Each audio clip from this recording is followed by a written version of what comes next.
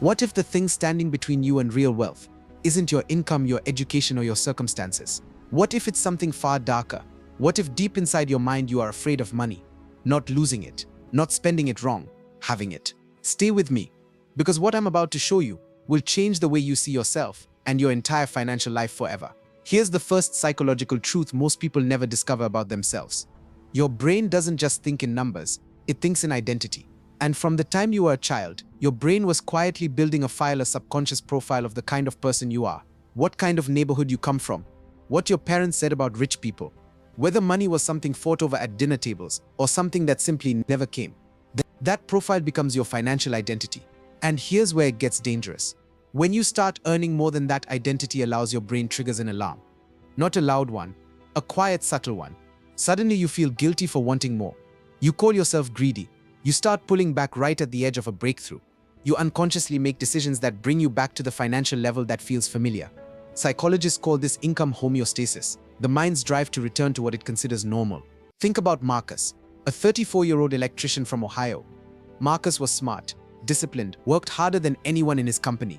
He got a promotion, his income nearly doubled, and within 18 months, without a single emergency, without any crisis, he was back to struggling at the same level he'd always been.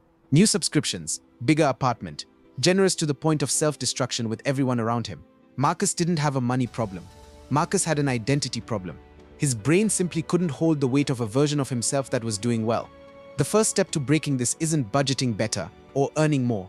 It's asking yourself a brutally honest question. Do I actually believe deep down that I am the kind of person who is allowed to be wealthy? If your answer hesitated even for a second, that hesitation is costing you more than you know. There's a second layer to this fear, and it's more emotional than most people are ready to admit. It's the fear of being seen. When you have money, real money, things change. The way people look at you changes. The conversations change. The expectations change. Suddenly people want things from you. Suddenly people judge you differently. Sometimes people you love start treating you like a stranger. And for a lot of people, that terrifies them more than poverty ever did. So they unconsciously choose smallness. They stay invisible. They play down their ambitions in social settings. They apologize for their goals. They say things like, "Oh, I'm not really into money," when the truth is, they desperately want financial freedom, but they're afraid of what visibility will cost them. Let me tell you about Priya. Priya grew up in a tight-knit South Asian family in the UK. She built a small online business in her late 20s. It started growing faster than she expected. And the moment it did, the calls from family started changing tone. Relatives she hadn't heard from in years suddenly had opinions about her choices. Close friends started making subtle comments that stung. Priya didn't quit, but she stopped marketing. She stopped scaling. She told herself she was being strategic. She was being scared. Because the success wasn't just changing her bank account. It was changing her place in the group. And the human brain, wired for tribal survival for thousands of years, treats being cast out of your group as a threat to your life. This is why wealth psychology is not just about ambition. It's about belonging and identity rewiring. The people who break through don't stop caring about their relationships. They simply learn to separate their sense of belonging from other people's comfort levels with their growth. They understand that shrinking yourself does not protect the people you love. It only guarantees that you will resent them quietly, slowly for the rest of your life. Now we go deeper. And this is where the real battle lives. Because underneath the identity trap and the visibility fear, there is one more layer, the most painful one. The belief that you are not worthy of wealth.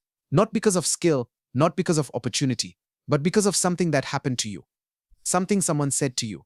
A failure that never fully healed. A version of yourself you're still apologizing for. This is the worthiness wound. And it doesn't announce itself, it shows up in disguise. It looks like self-sabotage right before a big deal closes. It looks like chronic undercharging for your work. It looks like being incredibly generous with everyone except yourself. It looks like starting over and over and over again, right before the finish line. Because deep down, a part of you believes the reward isn't for someone like you. Now I want to tell you about someone whose story reframes all of this. Howard Schultz grew up in a housing project in Brooklyn, New York. His family was so financially desperate that when his father broke his ankle and lost his job, they had no insurance, no backup, nothing. Howard watched his father become crushed, not just physically, but psychologically, beaten down by a system that told him he was replaceable. That image never left Howard. And for years, even as he climbed the professional ladder, even as he built relationships and found opportunity, there was a quiet voice telling him that poverty was his true home. That comfort was temporary, that success was a loan, not an inheritance. He could have let that voice win. A lot of people do. Instead, he studied it. He sat with that fear.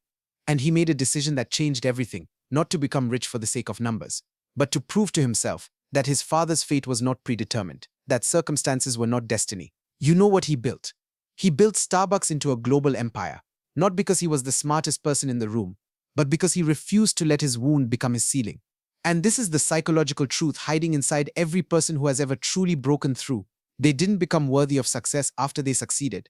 They decided they were worthy before a single result confirmed it. That decision made in silence, made in doubt, made without applause, that is the real origin of every great financial transformation. Here is the truth nobody in personal finance will say out loud. Money doesn't go to the most talented.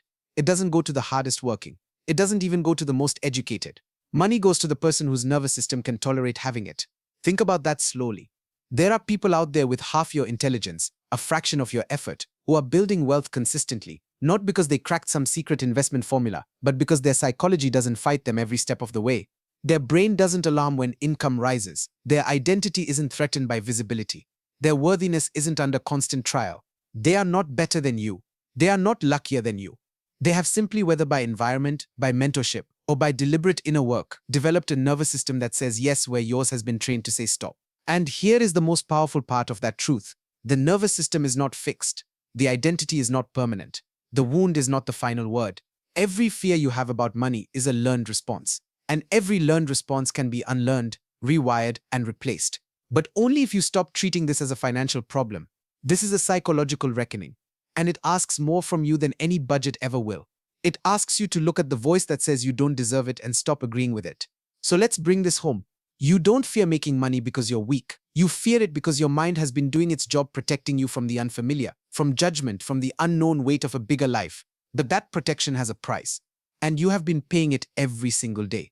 The real work, the work that nobody posts about, nobody celebrates, nobody even sees, is the quiet internal decision to become someone whose story doesn't end where their fear begins. It starts with a simple, devastating question. What version of yourself have you been refusing to become? Because part of you believes you haven't earned the right to. Ask that question. Sit in the discomfort of it. Don't rush past it. Because on the other side of that discomfort is not just a better bank account. It's a version of you that finally stops apologizing for wanting more. Wealth is not a reward for the fearless. It is the result of people who were terrified and moved anyway. The fear doesn't have to leave for your life to change. You just have to stop letting it vote.